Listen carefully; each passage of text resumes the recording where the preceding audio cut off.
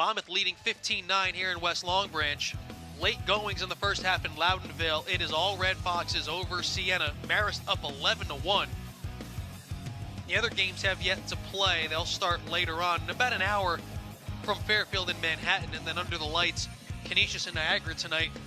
If the scores hold true and Monmouth defeats Iona, the Gales need Manhattan to go ahead and lose to Fairfield.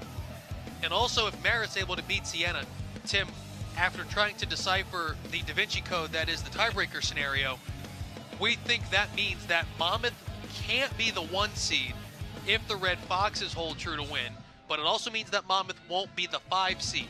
So a Monmouth win coupled with a Marist win most likely means Monmouth will be somewhere 2, 3, or 4. We need the valedictorian up here to figure this out. We do. She's busy for the next 9:43, but afterwards we could probably enlist her services. Such a wacky end to the regular season in MAC women's lacrosse this year. And I wasn't exaggerating. The tiebreaker scenario document is 17 pages long. It's like reading an annual report, which is some of the things that I do in my full-time job. Slightly more entertaining. Yes. It literally reads, it's like a strategic plan. It's crazy. And it's just so wacky, Tim, this year in the league in women's lacrosse. Who's beaten who, the emergence of teams that maybe a year ago weren't as really good as they've been. This Monmouth team is one of those teams. And it's going to make for an interesting tournament, no doubt. It's so true. There, tiebreakers, goal differentials, goals allowed, maybe a coin toss, something. Yes, it was. I just figured, you know what? Let's just let Wednesday play out and then see where the chips fall and where Monmouth will be heading. There's so much to be determined, and then what makes it even more interesting is that the games don't start at the same time. As there is our impact player for Monmouth, Caroline Corbliss, the Hawks' 16th goal. They lead by 7. Gives her second, which is good because that's one of the stats I highlighted. When she does well in conference games in terms of getting on the scoreboard, they win. She does a nice job getting her hands free, just getting that one on cage.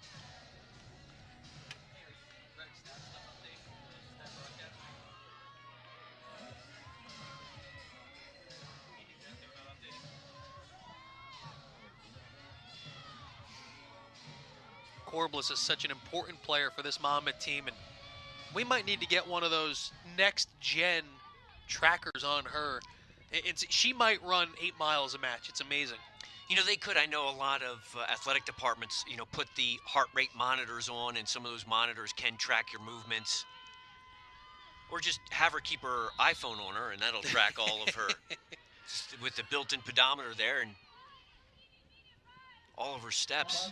Yeah, the Monmouth department is one of those. Speaking with the coaches during the season, that they are one of the teams that utilize that technology. There's just so much information available to coaches and strength and conditioning staffs and sports performance as Becker's able to sneak around and score. That is Iona's 10th goal of the game as they mount a potential comeback bid. Great job of getting this one off, going to the far pipe, just beating Brager right inside the pipe. Excellent job.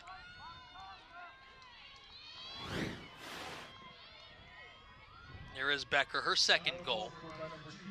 At the point we were making prior to the goal, though, Tim, there's just so much information available now to coaches. It really has made for and increased the level of play, the experience of the student athletes, and it's amazing the technology that's available to them now. It's awesome. I love it. And, you know, there's some signals there. There's also some noise with a lot of the data. So you just have to glean what is useful for your team, you know, what you can use, how you can monitor these players. Big collision right there between both of our impact players, both number 7. They both get right back up and get after one another. Yeah, Giordano was slow to get up, but now she'll join the attack as Iona will look for its second consecutive goal. Here's Becker, who just scored, and doing so again.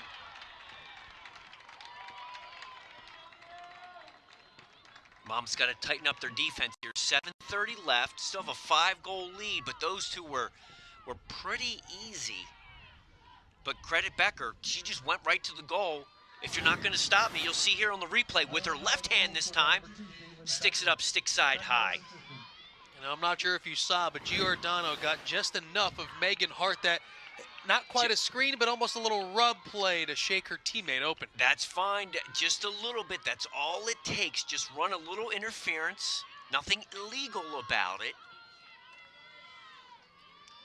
Well, if anything, as an accomplished goal scorer, Giordano knows what she would want if she was on the other end of that. Absolutely, and I think conversely, that's one of the reasons why goalies often know where to shoot, because they know, oh, you know, this is a weakness, this is a weakness. Watch a lot of game film, watch a lot of shooters, and then you also know introspectively where you don't like to be shot on.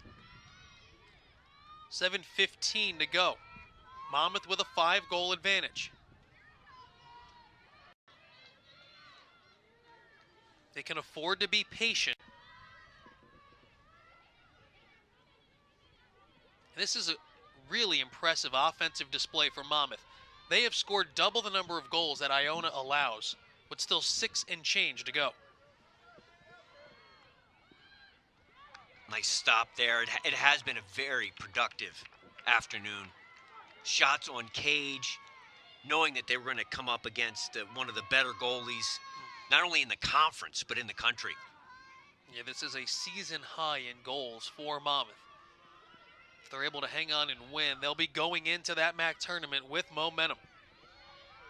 6 teams make the conference tournament. Top 2 seeds get byes. And that's what you want. You don't want to peak in February and March. You want to continue to gel like we've seen them do and come together offensively. Another opportunity here. Excellent save. McCaffrey read that one all the way. Iona trying to cut into this lead again. It's a 5-goal game.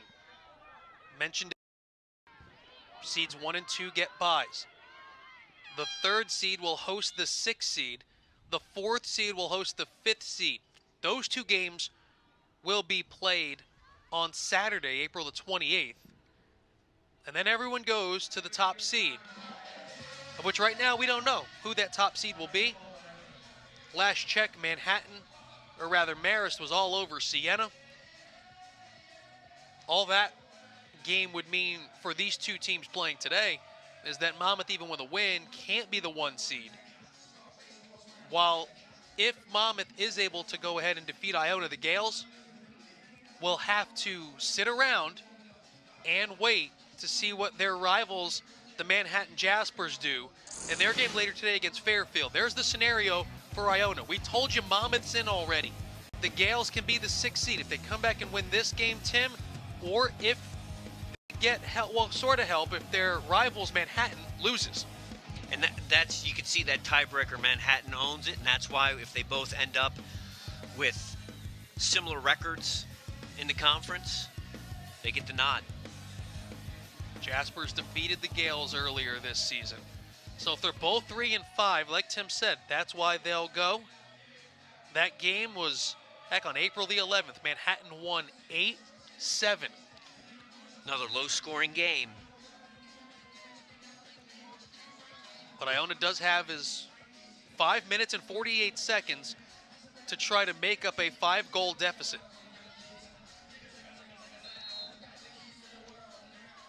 You had mentioned the byes. I was never a big fan of getting a bye. I just like to keep playing. That just meant more practice time, more time to think about it. I just like to play.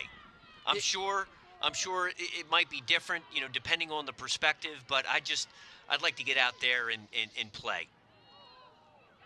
There's a huge collision with no whistle.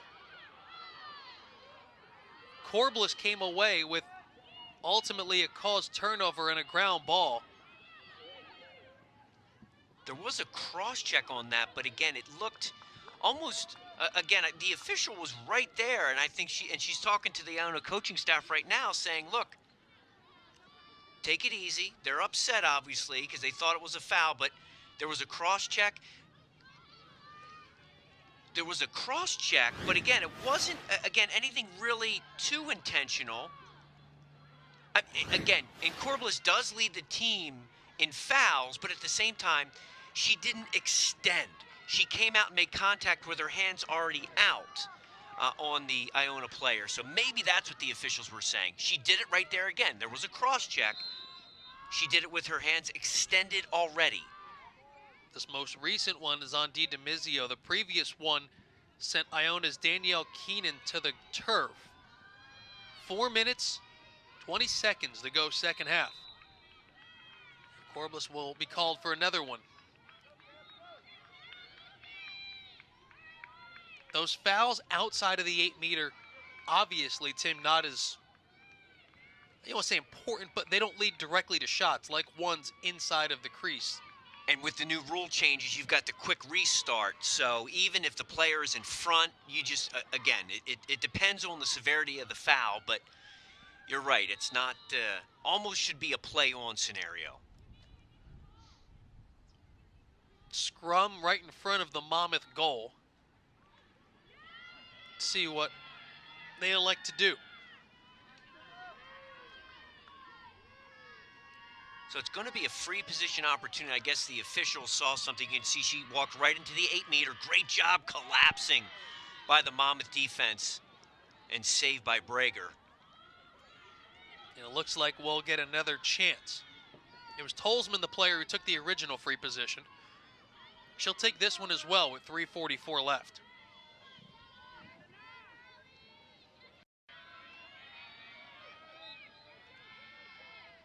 And the senior again throws it right to Brager, who makes another save.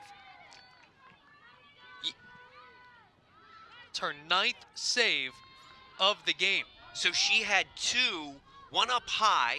She saved on the first one, and that one right at her hip. That's that snatch that she came down with. Snatch save. Excellent job. You'll see the replay coming up here on that free position. Right, watch how, boom, so clean. Her feet weren't moving, no wasted effort there. Waited and just got her top hand to the ball. Excellent job. It's such a difficult save because you're just stabbing at it essentially. And when I tell shooters to shoot stick side low, they're like, why? That doesn't make any sense. I'm like, get in the goal and I'll shoot stick side low on you and give you an opportunity of why it's so hard to stop. Corbliss tried to go around Pelleccia, and a blocking foul called with 2 minutes and 50 seconds left. Those are dangerous collisions, knees into thighs, and those could hurt, but they both jump right back up. McCaffrey able to make a save on the Corbliss free position. Excellent job there by McCaffrey. Very similar save to what Brager made. They both did it very differently, though, but both still effective. 2.5 to go. Monmouth again able to thwart the Iona clear attempt for at least a moment. And now the Gales come away with it. It was Allison Connell who came out of the pile.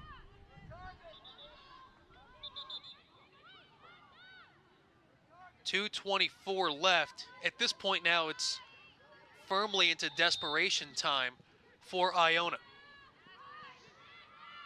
You know, they'd like to go ahead and go on a huge comeback and not have to wait around and see what Fairfield and Manhattan do. Just so tough to do, especially if Monmouth were to get some possessions and work the shot clock down. He just can't. Possessions, again, with the 90-second shot clock, just so imperative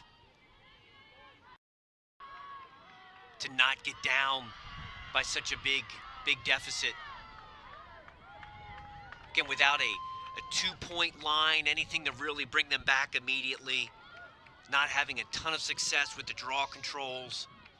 So many wild cards there, and that's why they wanted to get out to a good fast start, which they did, but just couldn't hold off some of the runs that Monmouth put on this afternoon. Turning and shooting is Hager, but Brager making her 10th save with 1:20 left.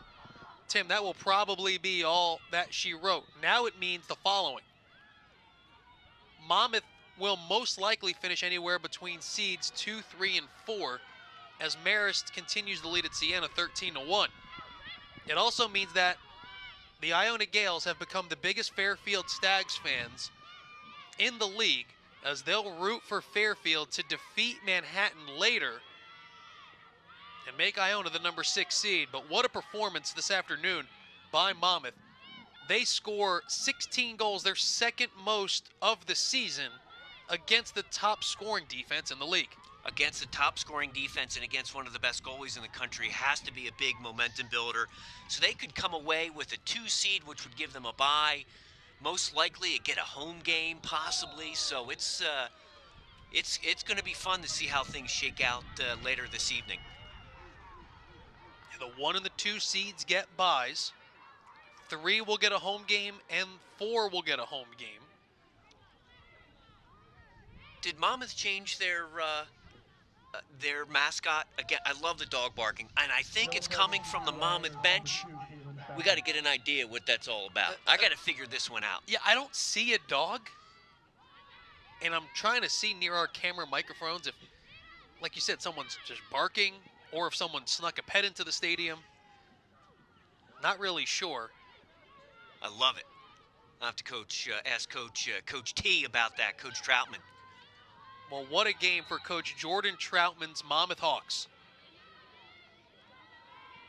They led at halftime 9-7. And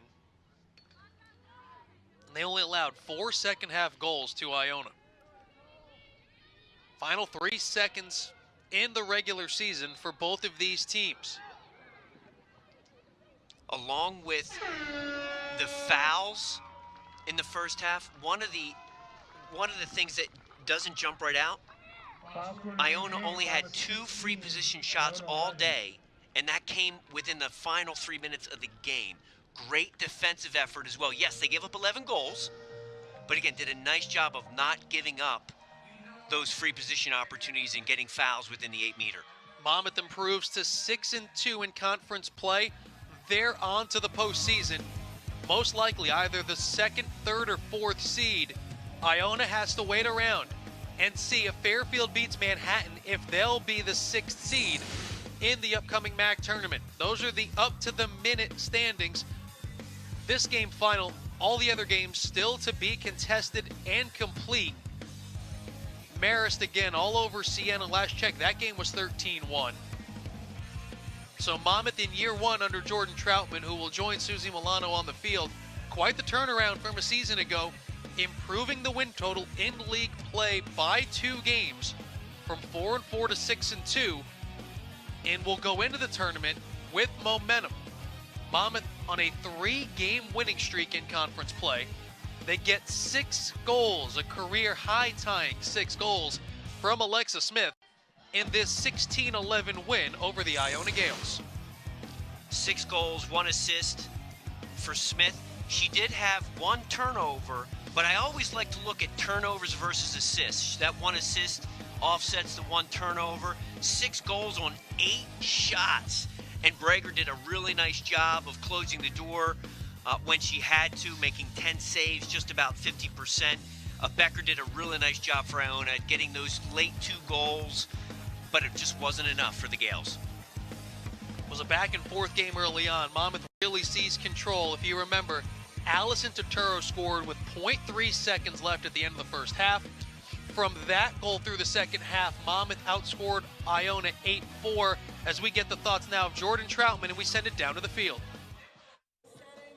Coach, we've talked about how crazy this 5-way tie is for this first place spot. Did this win put your mind at ease a little bit, knowing that your team did everything they could to put themselves in the best position? Yeah, I mean, the only thing we can control is this game, and we controlled it. So we did everything that we could do today to put ourselves in the best place for the seeding. So I'm just really proud of what we accomplished today, and now kind of other things need to fall into place, but we took care of what we needed to take care of.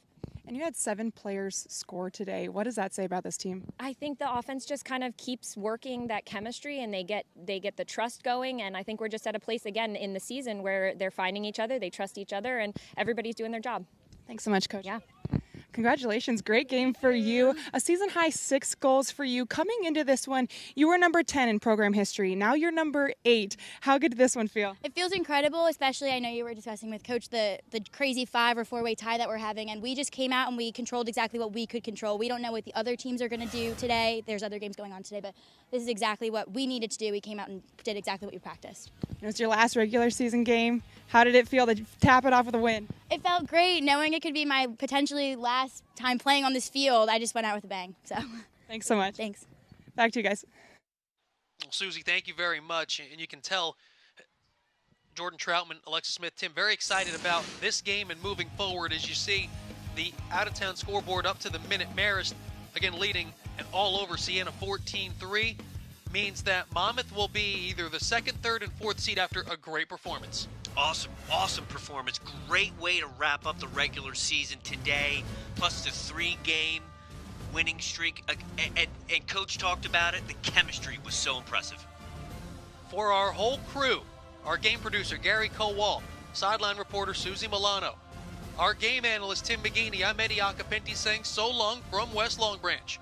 And remind you that all games airing on the ESPN networks are streaming live and archived on the ESPN app. This has been a presentation of ESPN. Behind 6 goals from Alexis Smith and 10 saves from Riley Brager, Monmouth defeats Iona to end the regular season 16-11. The Hawks on to the postseason.